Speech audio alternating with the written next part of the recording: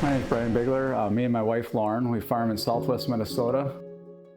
Our family farms around 2,500 acres of corn and soybeans. We have 3 young children who are 10, 8, and 7. Our farm that we currently live on has been in their family for just over 130 years, so quite a while. About 7 years ago, we were conventional tillage. After harvest, we would go out and make our tillage pass in the fall and then another pass in the spring and stuff. And we had started having more of these big rain events in the spring. We would see a lot of washing, a lot of erosion that way. And then in the winter, we would also notice with bare soil, we are very windy around here since we are near the Buffalo Ridge. So we would have a lot of wind erosion. We really needed to rethink how we were thinking about taking care of our soils and what we were doing every year. That spring, I just got done planting, and a few days later, we got 3 inches of rain in about an hour. And I had ruts and gullies washed all over the field. And then that fall, I decided that I had to do some changes. I had a neighbor of mine come in and do some custom strip tilling for me, about 60 acres, just to see what it does. I was happy with it, and the next year I decided to buy my own strip till machine and did all my acres that were going to be going into corn the following season. I strip tilled all those acres. Once you kind of felt comfortable with that, then we added in the cover crops and started looking at vertical tillage and just kind of snowballed from there. Well, the biggest benefits I've seen from it so far are wind erosion has been knocked down to about 0%. Also, the water erosion's been cut drastically from what I used to see. The choices that we're making out in the field and all of the changes that we've made, I think all relates back to this, that we're very cognizant of the fact that we're part of a bigger picture. So whether it be water that goes down through the soil into our well or comes out in a tile and goes to a ditch like this, we just want to know that we're doing the best we can with the land that we farm, so we're being responsible to all of our neighbors. We realize these waters just keep going into bigger and bigger bodies of water, and they're enjoyed by and used by more people than just us. So we want to make sure we're doing the best job that we can to make sure that resource is clean and the best that it can be for everybody.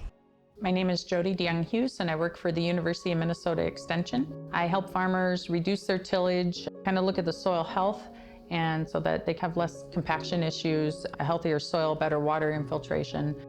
For the past almost 20 years, I've been working on helping farmers reduce tillage. But in Minnesota, we're still kind of afraid to take that leap into no-till. And there's some good reasons why. We have seen a lot wetter soils, and it takes a while for no-till to have the soil build up its structure.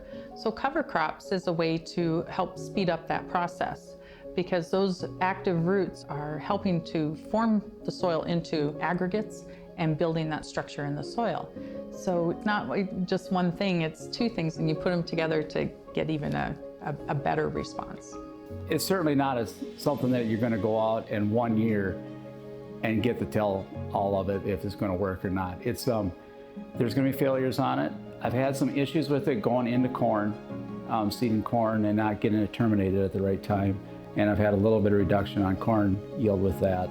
Then once in a while, the way I do apply it, you are relying on a rain to get the stuff growing. You're not seeding the stuff into the soil so you get good seed soil contact, you get it to grow all the time. So sometimes that can be a hindrance on it. My name is Nick Pieske. I'm an agronomist. That's what we do at Centrol Crop Consulting, is agronomy services and advice. Some of Bryan's early questions around strip till was, like everybody else's, what do you think of it? Is it going to work, or what have you seen? And my experience back then was pretty limited, and he moved forward with it, and I was shocked. I mean, the first year or 2, he still pulled off some pretty good yields that were similar to what we were seeing or should have been expecting those years in the area. And so that started to change my mind then at that point. Since then, I mean, it seems like it's only gotten better and a little more steady over time.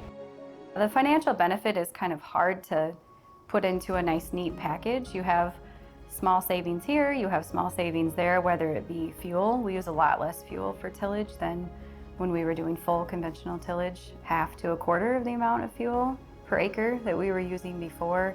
But yeah, it's hard to put an exact number on it, and I think that's why it's difficult for a lot of people to want to even try it, because show me in dollars and cents how this is going to benefit me. There are a lot of I don't want to say intangible, but we've always said all along there's no line on your balance sheet for soil health.